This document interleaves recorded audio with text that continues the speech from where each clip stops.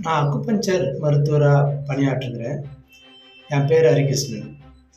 அதாவது இந்த உலகத்தில் நாம் வாழ்கிறது எந்த மாதிரி வாழ்ந்து முடிக்கணும்னு எல்லாருக்கும் இருக்கிற ஆசை என்னன்னா, இன்னைக்கு நாம் நடப்பது போல் என்றைக்கும் நடக்கணும், இன்னைக்கு சாப்பிட்றது போல் என்றைக்கும் சாப்பிடணும், இன்னைக்கு இருப்பது போல் என்றைக்குமே பேசிக்கிட்டு இருக்கணும் அப்படின்னு தான் நினைப்போம். கடைசி நிமிஷம் வரைக்கும் நாம் பேசணும், பாடணும், அதாவது நடக்கணும், உணவு உட்கொள்ளணும். இதில் மாற்று கருத்து வந்துடக்கூடாது அப்படின்றது தான் ஒவ்வொருத்தரும் நாம் விரும்புகிறோம். ஆனால் அதற்கான பயணத்தில் நாம் இருக்கிறோமா அப்படின்னா அதுதான் நாம் சிக்கலில் மாட்டிக்கிறதுக்கான விஷயமா அமைஞ்சிருக்கு.